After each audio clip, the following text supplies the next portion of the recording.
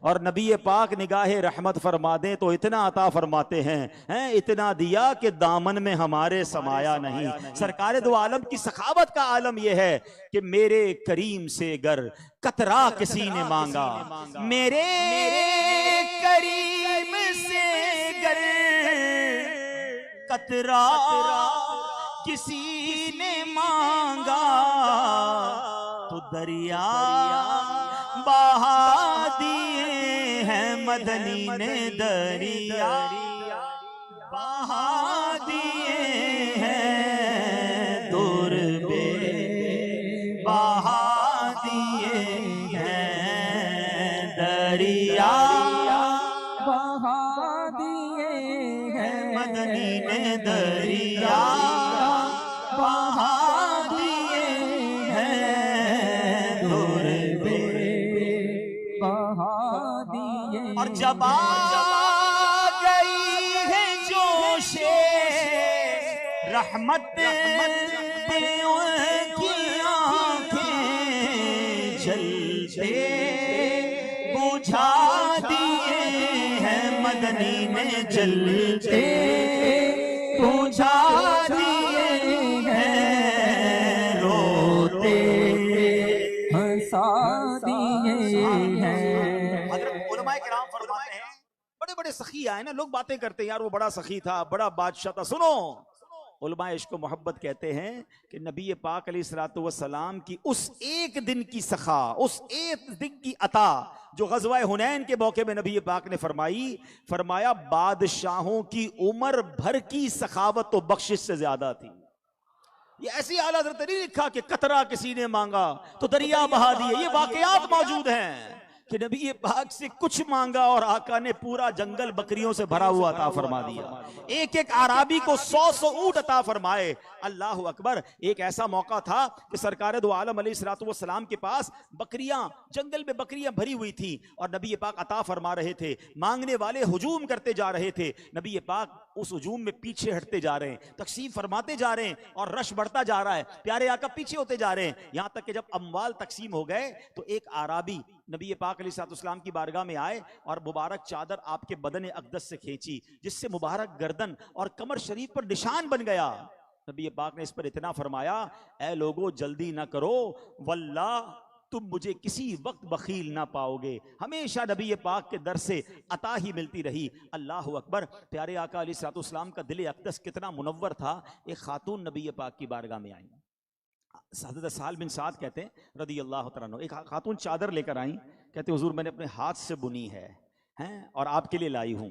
اچھا، نبی پاک کو اس وقت چادر کی ضرورت بھی تھی، پیارے آقا نے وہ چادر لی اور پیارے آقا علیہ السلام نے وہ چادر لی اور ہماری طرف نکلے، نبی پاک نے تہبند اس چادر کی باندھی ہوئی تھی، تو ایک صحابی نے کہا حضور بڑی پیاری چادر ہے، مجھے عطا فرما دیں۔ اللہ اکبر۔ نبی پاک اس مجلس سے اٹھ کر گئے، اب ظاہر تہبند پہنا ہوا تھا، تبدیل کیا، واپس آئے اور وہ چادر اسی صحابی کو عطا فرما دی۔ تو باقی صحابہ نے کہا کہ آپ کو معلوم تھا پیارے آقا کو چادر کی حاجت ہے، وہ خاتون اپنے ہاتھ سے بن کر لائی تھی، کتنی پیاری چادر تھی، آپ رہنے دیتے، مگر وہ صحابی بھی کمال کے تھے، وہ کیا کہتے ہیں، آپ کو پتا بھی ہے، وہ صحابی سے کہا انہوں نے کہ پیارے آقا منع تو فرماتے نہیں ہیں، آپ نے کہنا تھا، انہوں نے دے ہی دینی تھی، لیکن آپ کو نہیں مانگنی چاہیے تھی۔ اللہ اکبر۔ وہ صحابی کہتے ہیں اللہ کی قسم میں نے صرف اس لیے یہ چادر کا سوال کیا کہ جب میرا انتقال ہو جائے تو بطور تبرک میرا یہ کفن بن جائے، اور راوی لکھتے ہیں ایسا ہی ہوا، وہ صحابی جب انتقال ہوا نا تو وہی چادر جو نبی پاک نے ایک بار استعمال فرمائی تھی ان صحابی رسول کا کفن بنا اور وہ قبر میں اسے ساتھ لے کر گئے۔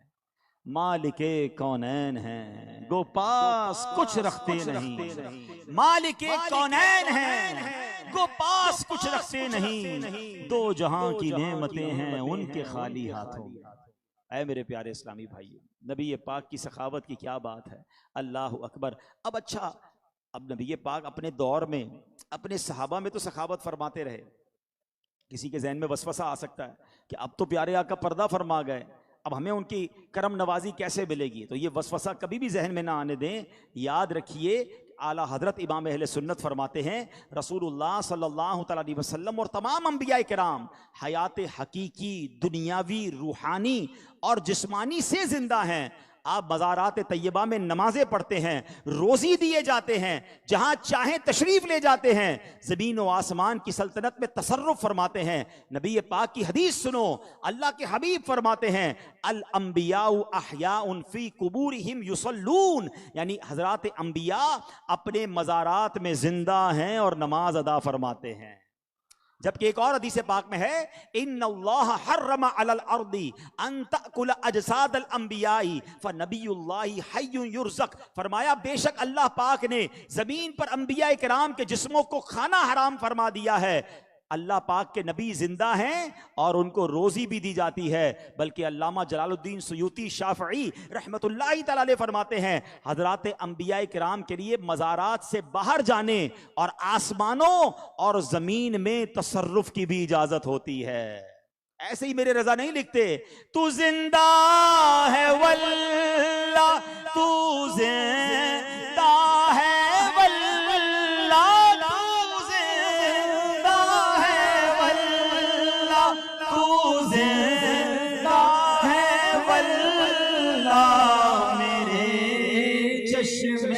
عالم سے چھپ جانے والے، میرے چشم عالم سے چھپ جانے والا، رہے گا یوں ہی ان کا چرچا رہے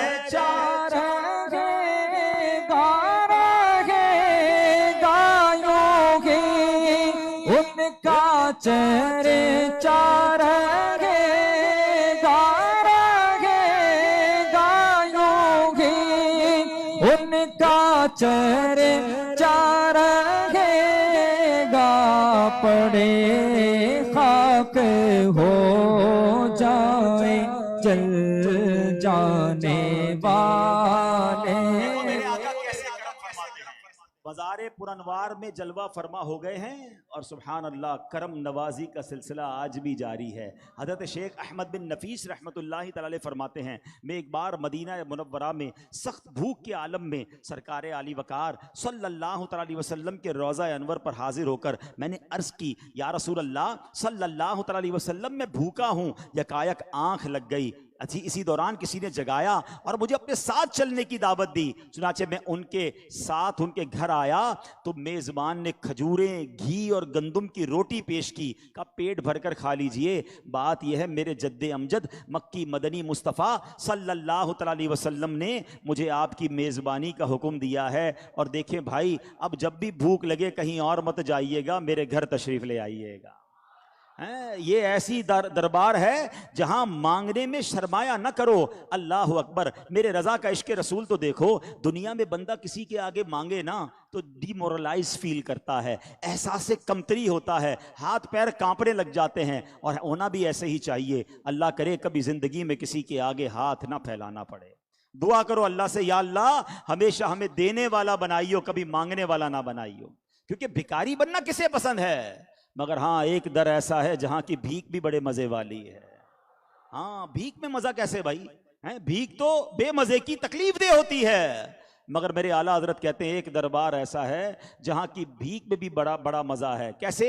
وہ کہتے ہیں لبوا ہیں آنکھیں بند ہیں پھیلی ہیں جھولیاں، لبوا ہیں آنکھیں بند ہیں پھیلی ہیں جھولیاں، کتنے مزے کی بھیک تیرے پاک در کی ہے، ہاں کتنے مزے کی بھیک تیرے پاک در کی ہے۔ قبول میں بھی دیری نہیں ہے، دنیا والوں سے تو بار بار مانگو تو ٹرخاتے ہیں، رلاتے ہیں، اور زیادہ مانگو تو فون بھی بلاک کر دیتے ہیں۔ آقا کے دربار میں دیر نہیں لگتی۔ کتنی دیر ہے؟ کتنا فاصلہ ہے؟ وہ کہتے ہیں منگتا کا ہاتھ اٹھتے ہی داتا کی دین تھی۔ ہاں اتنی دیر لگتی ہے، بس پکارو تو صحیح انہیں۔ منگتا کا ہاتھ اٹھتے ہی داتا کی دین تھی، دوری قبول و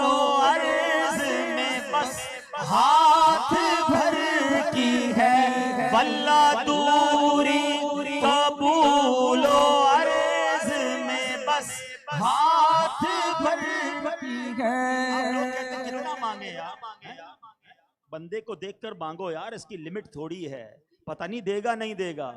اعلیٰ حضرت کہتے ہیں جس در سے مانگ رہے ہو نا, اللہ نے سارے خزانوں کا مالک بنا دیا ہے. رچ کے مانگنا, تھوڑی پنجابی کہتے ہیں رچ کے مانگنا, ہاں ذرا بھی کنجوسی نہیں کرنا, جتنا مانگنا ہے مانگنا, کیونکہ وہاں سے لا بھی نہیں ہے منع بھی نہیں ہے, بلکہ منہ مانگی مرادیں وہ دیتے ہیں. فرماتے ہیں منگتا کا ہاتھ اٹھتے ہی داتا کی دین تھی, دوری قبول و عرض میں بس ہاتھ بھر. اور کتنا مانگنا ہے؟ مانگیں گے مانگے جائیں گے, منہ مانگی پائیں گے انشاءاللہ. مانگیں گے مانگے جائیں گے, منہ مانگی پائیں گے.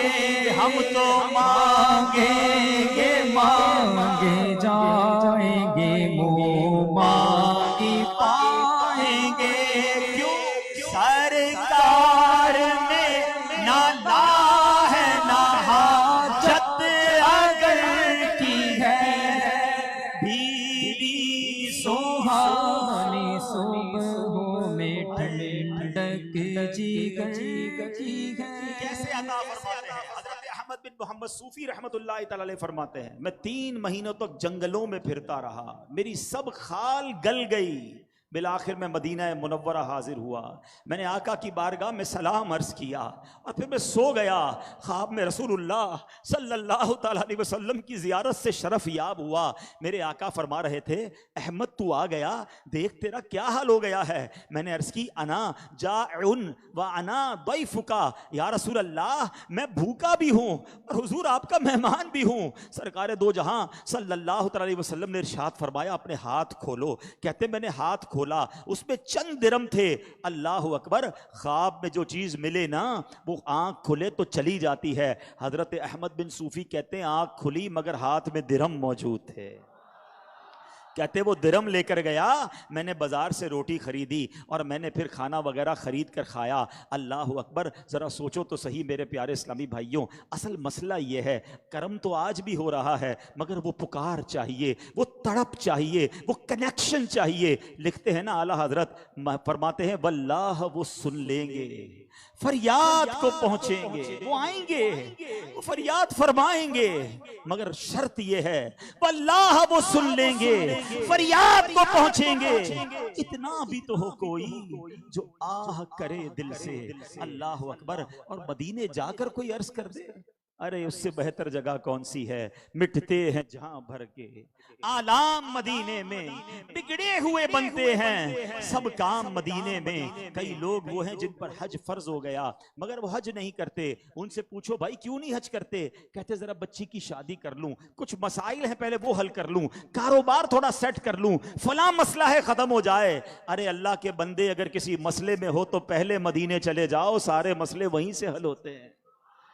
تو آقا کے در کی طرف جاؤ تو صحیح, اور مدینے نہیں جا سکتے نا پھر بھی گھبرانا نہیں, بس دل سے پکارنا ہے, انہیں دل سے یاد کرنا ہے. وہ آج بھی کرم فرماتے ہیں, اپنے غلام پر آج بھی مہربانی فرماتے ہیں. آپ نے حدیث سن لی ہے کہ اللہ کے انبیاء اپنی قبروں میں حیات ہیں, انہیں رزق دیا جا رہا ہے, ان کے پاس تصرف ہے. وہ آج بھی فیصل آباد میں بھی ہم موجود ہوں وہ ہم پر کرم فرما سکتے ہیں. اللہ اکبر. بلکہ میرے آقا کا دیدار اور نبی پاک کا جلوہ بھی عام ہے, کرنے والے پیارے آقا کا دیدار آج بھی کر رہے ہیں. وہ لکھتے ہیں نا آنکھ والا تیرے جوبن کا تماشا دیکھے, آنکھ والا تیرے جوبن کا تماشا دیکھے, دیدے کور کو کیا آئے نظر کیا دیکھے. ارے اصل تو بات یہ ہے کہ آنکھیں اجیالی ہو جائیں, آنکھیں اچھی رکھا کرو, اپنی آنکھوں سے حرام نہ دیکھا کرو. کبھی کبھی آنکھیں پاک عشق رسول میں آنسو بہا کر, خوف خدا میں آنسو بہا کر دھو لیا کرو, تاکہ یہ آنکھیں اس قابل ہو جائیں کہ نبی پاک کا دیدار ہو جائے.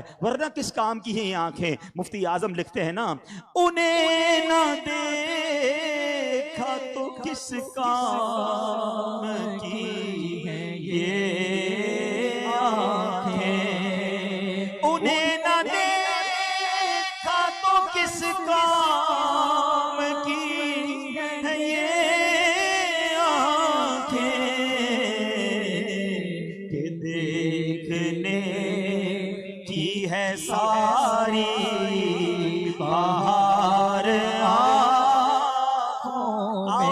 جمعرات کی رات ہے، اللہ کی بارگاہ میں مل کے دعا کر لو، کچھ ایسا کر دے میرے کردگار آنکھوں میں، کچھ ایسا کر دے میرے کردگار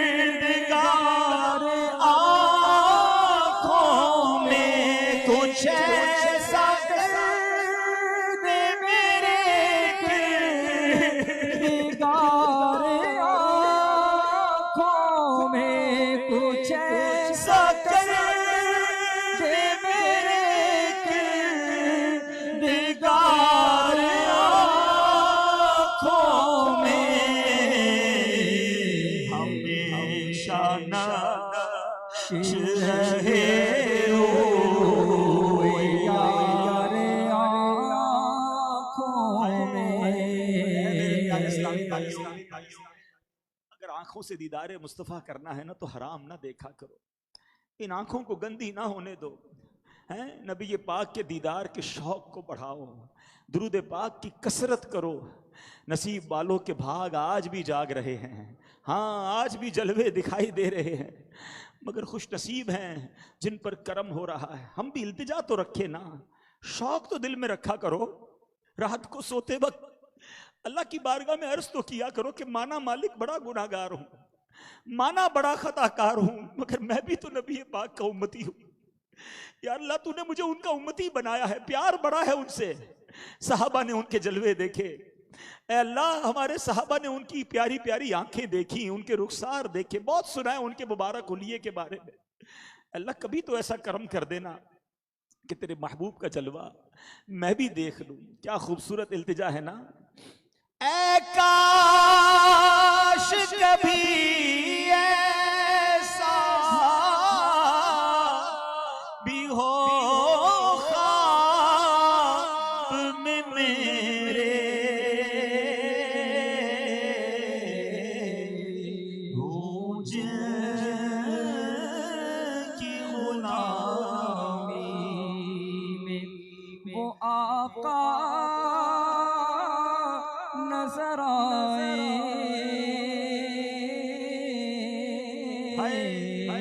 ہوں جن کی غلامی میں وہ آقا نظر آئے۔ یا رسول اللہ، آپ کے غلام بیٹھے ہیں، آنکھیں اشک بار ہیں، آپ کی سخاوت کا ذکر ہو رہا ہے، حضور آپ سے تو جس نے جو مانگا آپ نے عطا فرمایا۔ سیدنا ابو ہریرہ نے یادداشت مانگی، آپ نے عطا فرمائی۔ یا رسول اللہ، لوگ آنکھیں نکال کر آتے، آپ آنکھیں لگا دیتے، حضور آپ نے سب کو عطا فرمایا۔ آپ کے غلام اشک بار آنکھوں سے عرض کر رہے کہ حضور دیدار کی بھیک کب بٹے گی، دیدار کی بھیک کب بٹے گی، منگتا ہے امیدوار آقا، آنکھوں میں چمک کے دل میں آ جا، اے شمع جمال مصطفیٰ۔ مانگتے رہیے نبی پاک سے، درود پاک پڑھتے رہیے، وہ بڑے سخی ہیں۔ ارے دیکھو کیسے کرم ہوتا ہے۔ علامہ ابن جوزی رحمت اللہ تعالی، ان کی کتاب ہے عیون الحکایات، اس میں تحریر کرتے ہیں کہ ایک پرہیزگار شخص کا بیان ہے، کہتے ہیں میں مسلسل 3 سال سے حج کی دعا کر رہا تھا، مگر میری حسرت پوری نہ ہوئی۔ چوتھے سال حج کا موسم بہار آیا، دل آرزوئے حرم میں بے قرار تھا۔ ہو سکتا ہے یہاں بھی کچھ لوگ بیٹھے ہوں گے، بلکہ کون ہوگا جس کا دل نہیں چاہتا مکے مدینے جانے؟ کون ہے جو تڑپ نہیں رہا؟ کسی کے پاس پیسے نہیں، کسی کے پاس اسباب نہیں، کسی کی کیا رکاوٹ، کسی کا کیا مسئلہ۔ سنو، گھبرایا نہ کرو اور مایوس بھی نہ ہوا کرو۔ وہ کہتے ہیں میں 3 سال تک آرزوئے حرم لیے بے قرار تھا۔ ایک رات خواب میں جب سویا تو میرے آقا خواب میں تشریف لے آئے، میری قسمت جاگ اٹھی۔ نبی پاک نے فرمایا تم اس سال حج کے لیے چلے آنا۔ کہتے صبح اٹھا تو دل خوشی سے جھوم اٹھا کہ آقا نے بلایا ہے، مگر جب اٹھنے کے بعد سوچا کہ میرے پاس تو پیسے ہی نہیں ہیں، میں کیسے حج پر جاؤں گا، میں غریب مسکین۔ کہتے دوسری شب پھر درود پڑھتے پڑھتے پھر یاد مدینہ میں تڑپتے تڑپتے سو گیا۔ پھر نبی پاک خواب میں آئے، فرمایا کہ اس سال تم حج کو چلے آنا۔ پھر صبح ہوئی، وہ سوچا آقا نے بلایا ہے مگر رقم تو نہیں ہے، जाऊंगा कैसे? 3 रातों तक ऐसा होता रहा, हिम्मत नहीं होती थी आका से अर्ज करूं कि हुजूर आप तो फरमाते हज पर आऊं मगर असबाब नहीं।